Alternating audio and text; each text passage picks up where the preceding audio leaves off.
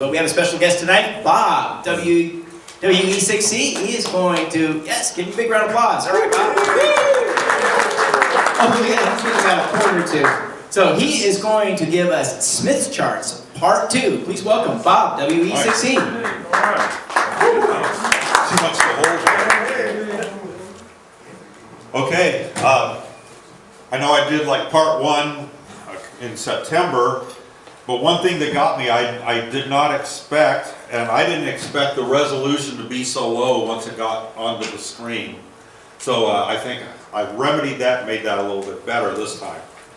Okay, so first of all, I left a word out of this one. Always measure the length of your feed line before you put your antenna up, period. Because once you put it up, it's too hard to measure the length. Measure the length, and you'll see why, okay?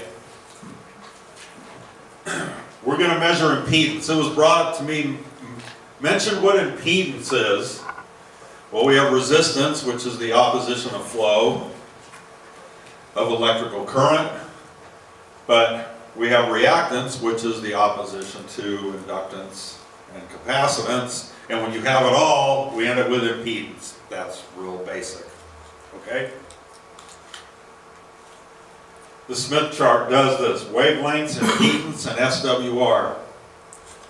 One thing to remember, we have the wavelength, we have the feed line, and when we do these calculations, it does not matter what the feed line is, whether it's 50 ohm, 450 ohm ladder, just as long as it's the same throughout, okay? And I've chosen some numbers that are easily calculated in your head by math, okay? So we can figure it out. One thing to remember, we have the radio and the antenna. On the Smith chart, it uses generator and load.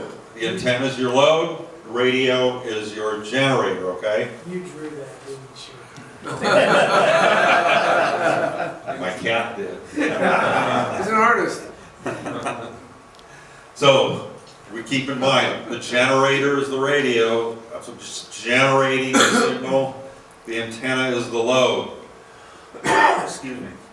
Also, if you have a matching stub, the end of the stub is your load also, even if it's an open circuit or a closed circuit. But I don't think we'll get to that. We might be able to get to some of that in the future. But anyway, Smith chart does so many things that I can't even tell you all the things it'll do. But what I hope to do tonight, everybody will have the basics down, so if you need to make some calculations and you're not sure, you can look it up and then you'll be able to apply it. Kind of like math formulas. For a lot of us that remember the advanced test from the 90s, all the math that was on that, okay, there's no way we can memorize all these formulas. There's no way. But you could know how to apply it, where to go find the formula if you know how to apply it, if you know the basics. Kind of the same idea. What we're going to do is we're going to use a 50 ohm feed line for a few calculations that we're going to do here, okay? Alright, everybody see right up here, if you look all the way to the left, wavelengths toward the generator, wavelengths toward the load. So if we remember, the generator is the radio, the load is the antenna.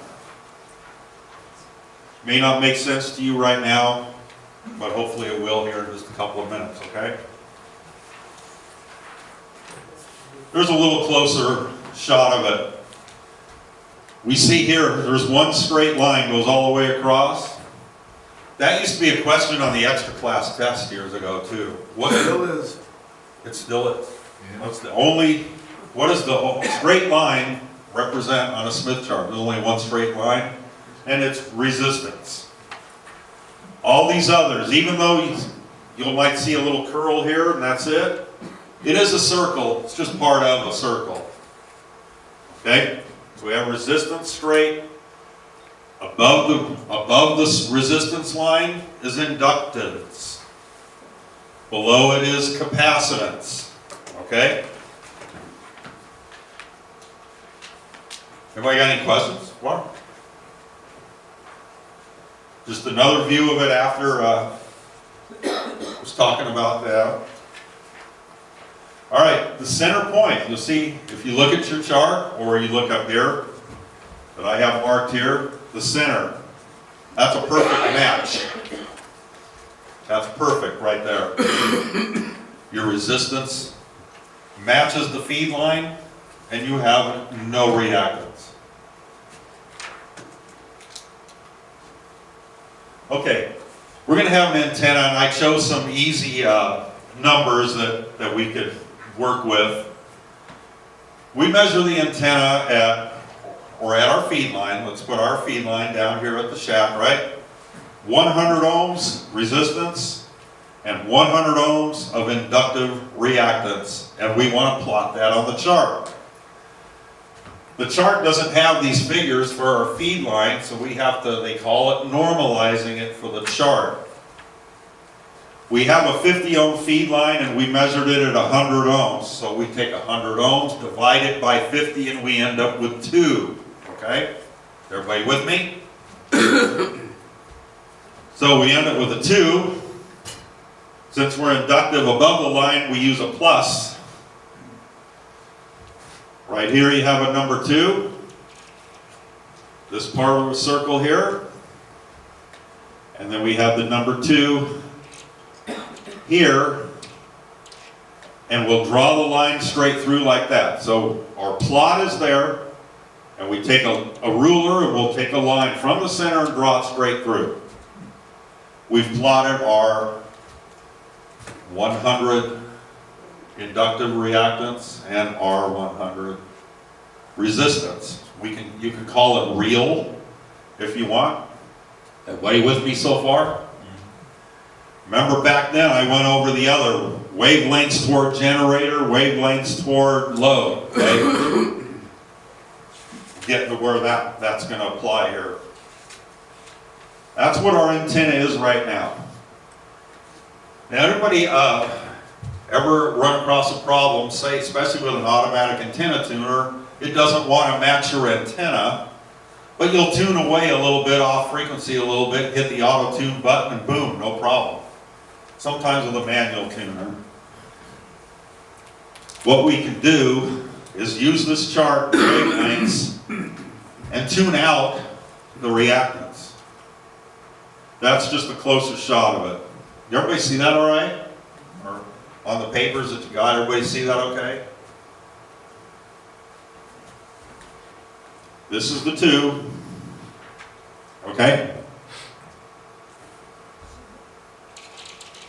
That's the 2. Everybody good so far? I'm not a teacher, so I'm doing the best I can up here. All right, so we want to tune out the reactance. Say our automatic tuner has a problem matching this antenna. It looks for a match and can't find one. And one thing that's interesting is you'll look at your automatic tuner specs and say, well, it'll match an antenna from 3-to-1 SWR and lower, and it'll match it. You know, that is so vague it isn't funny, because sometimes it'll match it at way more than 5-to-1, and sometimes at 2.5-to-1 it won't. It doesn't like the reactance in there, creates too much voltage, won't like it, won't match it. So, in this situation, just for the heck of it, let's tune out the reactance. We want to bring this down to this line here. There's another close-up of that. Is everybody with me so far? What was that? You want to make it resistance only. Yes, we want to tune out the reactance and make it resistance only. And maybe our auto tuner will be happier. So we're going to use these wavelength figures here, and they're only relative. They're not an actual wavelength, they're only relative, okay? Let me call something to your attention to. I just went backwards a little bit. Halfway around the Smith chart is a quarter wavelength. All the way around is a half a wavelength. let's say we're right here and we want to add a half a wavelength, okay? That's one time around. If we go one time around, we end up back in the same place. Your impedance repeats itself. Doesn't matter what your feed line is. The impedance at the antenna repeats itself at a half wavelength.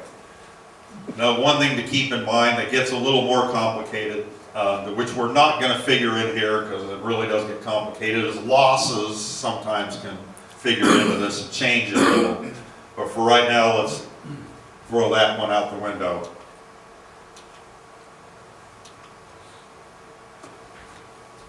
So we see we have a figure here. When you draw the straight line through a 0.21, we come right here, this is 0.25.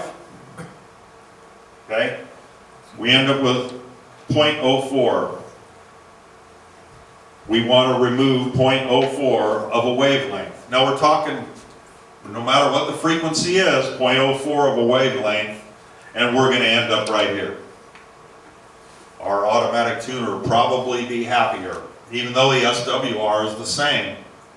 It's just the reactance now is gone, and the tuners can be happier. Maybe it will, maybe it won't. But if you look at, say for example, MFJ will print this in their tuner manuals, even a manual tuner. If you have trouble matching your antenna, add or remove an eighth of a wavelength of your feed line and try it again. And literally that's what they'll put in there. And this is why. Because all of a sudden now you'll end up with an impedance that's different. I'm not talking SWR, impedance. That's different that your tuner can match, okay?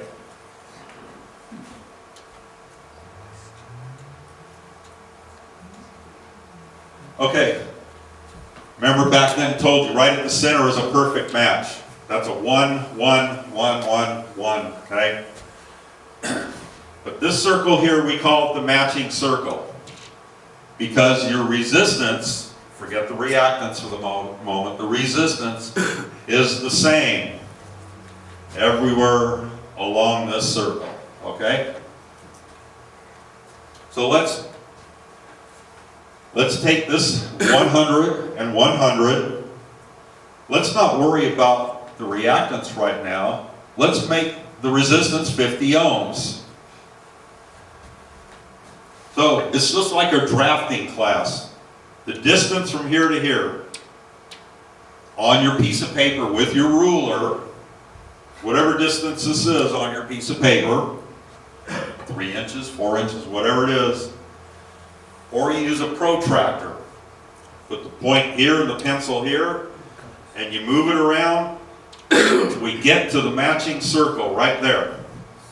If we do that, now the resistance is back at 1. We're on the matching circle, we're using a 50 ohm feed line. Now we've matched the resistance. But right here, we have a bunch of reactance in it, okay? So now if you want to match, make a perfect match, this now we're at capacitive reactance here, okay? To cancel that out, we can put some inductive reactance in it, and we end up right here. So we can do that in a number of different ways, and one is a matching stub that will put that much inductive reactance in it, we tune out the reactance, and we end up with a perfect match. Do all this on this chart. And there's programs to do it. I downloaded a free program. I couldn't make the thing work. Probably pilot error. But anyway, so these are some of the things that we can do with this chart. That was pretty much all I had, except for some questions. How do you know which way to go there? You went to the capacitive side. Why didn't you go to the inductive side on that? Depends which way you want to go. Okay? If we want to, all right, let me go. If we got a measurement here at the antenna or the load, and we want to subtract feed line, we're going back toward the generator. Antenna, we're going back toward the radio. Okay? keep pointing this at the screen, or I gotta point it at the computer. That's where you get back to here again. Wavelengths toward generator. This is the outer one. Wavelengths toward the load. That's the inner one. So that's the direction you go. So if you Now I want want to bring up, So you're saying if you want to shorten your feed line, you go Towards the generator. towards the we're generator. gonna go toward the If generator. you want to lengthen it, you're going to go towards the load. Right, Okay. right. Now, now here's another reason that I didn't put this on here, but let's say at the first it said measure the length of your feed line. Always measure it before you put your antenna up. Say we want to know what the actual load impedance is at the feed point. Well, we can't measure that. There's no way. Maybe some type of a remote pickup up there at the feed point or something.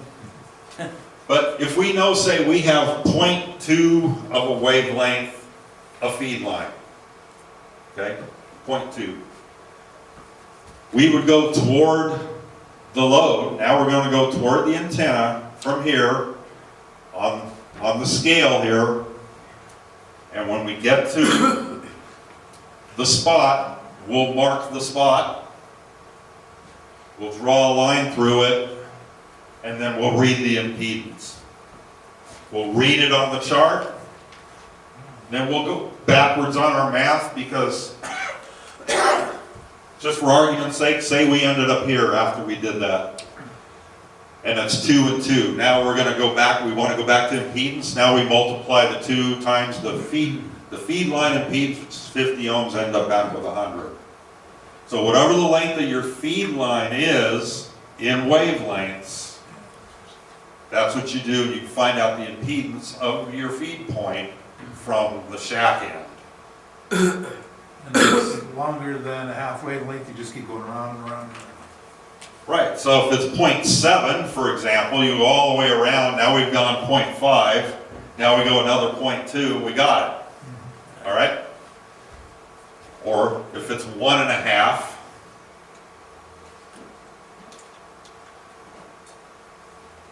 that's just a closer shot up again of the 2 and the 2. Does everybody understand how we've got here the 2 here and the 2 on resistance? Is there any questions on that? Okay, here's another one that we can do for SWR. Again, this physical length. You got your piece of paper in front of you and your ruler, and let's say that's 3 inches or whatever, or you got a protractor with you. You put the point here in the center and the pencil up here. And we can just move that same distance down here. We're going to end up somewhere between 4 and the 5 right here, and that's we can read our SWR. That's what the SWR is, with this antenna be somewhere around 4.5 with that plot. So this is called plot. We measure it and we plot it on the chart, and then we can take it and do whatever we need to do after that point. Excuse me. You'll also see chart down here. Actually, it's a graph, I guess you call it. Once you move this down to here, you can actually draw a straight line down here, and there's an SWR scale down here, and read the SWR, it'll read the same SWR. Are we with it so far here?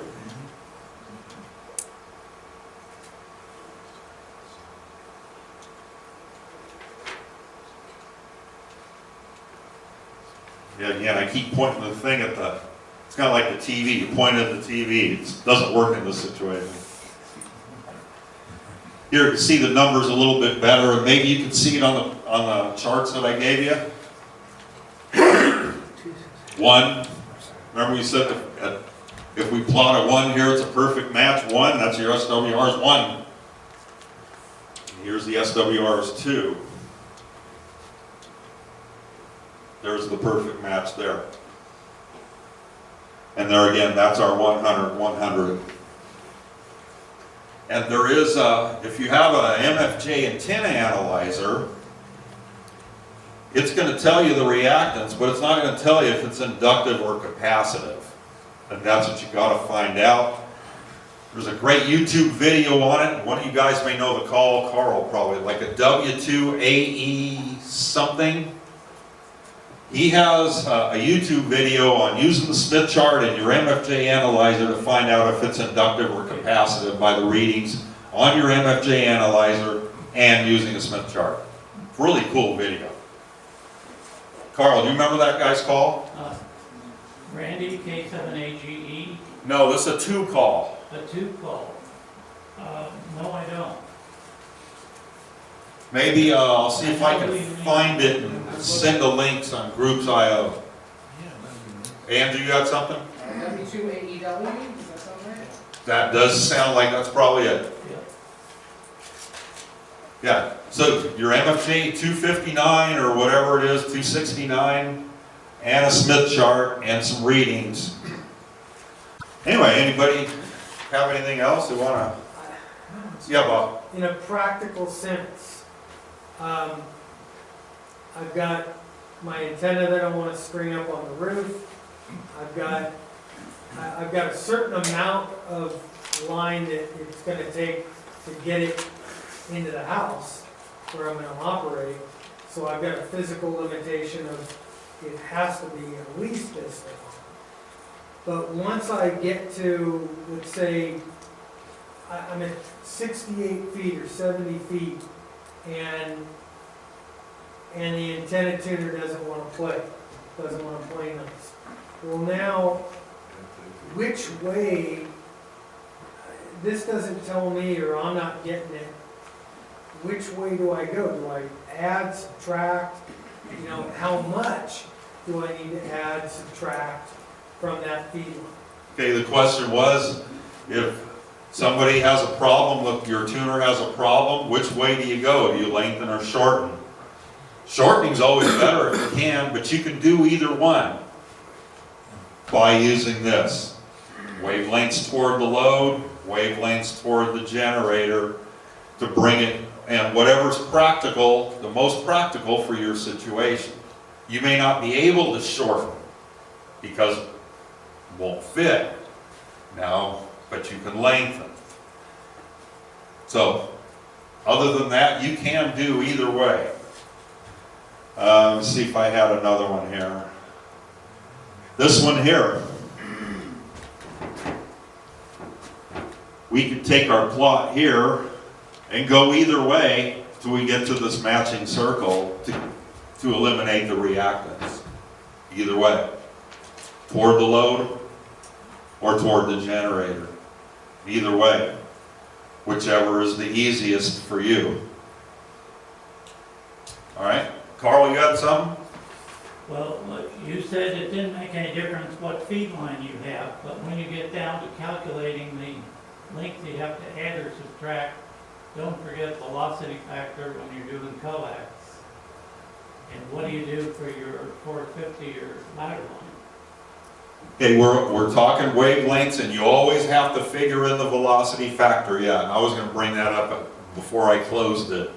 Always got to figure that in. Most RG8 that I know of is what, 0.67?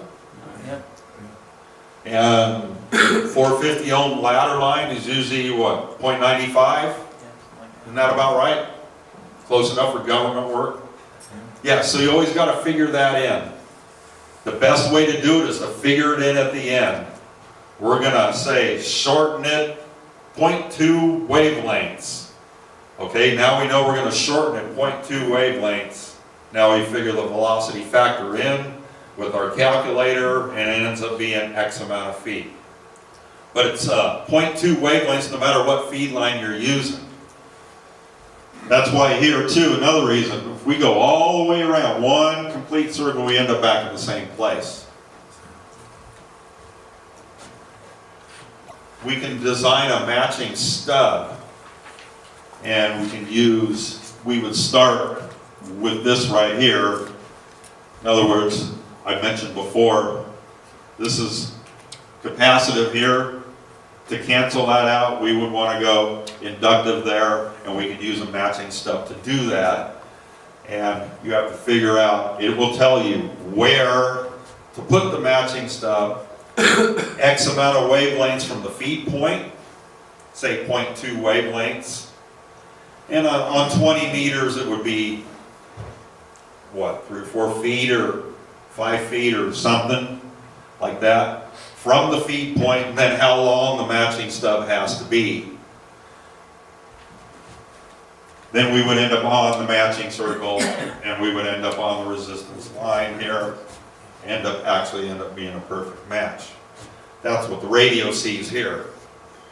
So the other thing to remember, the feed line will act as a transformer. It will transform one impedance to another unless it's terminated into its exact impedance. In other words, if the antenna is a 50 ohm antenna, we use a 50 ohm feed line, that's a perfect match. Anything else on that antenna, that feed line's a transformer. And that's why this works, because it'll change the impedance. Doesn't always change the SWR, but it'll change the impedance. All right? All right, any other questions? Yeah. Okay, matching 450 to 50 ohms. What's the best practice? Because I don't want to drag that 450 ohm feed line inside, hooked it to the back of the tuner. I was operating one day on 15 meters and I fried my computer. So after I replaced the computer, I dragged some coax inside, ran it out, hooked it up to a 4-to-1 balun, called it good. It's not a perfect match. It has issues. Okay, what Bob said was he had a problem with running 450 ohm ladder line all the way into the back of his tuner, and he had a problem with the computer, fried his computer. I think what probably happened is the reactance was so high, creating such high voltages going on in there, and you know, on the ground side, there's still a bunch of high voltages there on the ground side, and there was RF all over the place. Where I was talking about here, you could tune out the reactance, might have been a good thing for the length of your feed line. And you may have accidentally done that. Or when you put the ladder line and you added the coax to it, now we're adding a different impedance feed line to another, and that's where it really gets complicated. To be honest with you, I'd have to go study that one again. But I think that's what happened. So you changed it, okay? And that puts your tuner in a happier spot.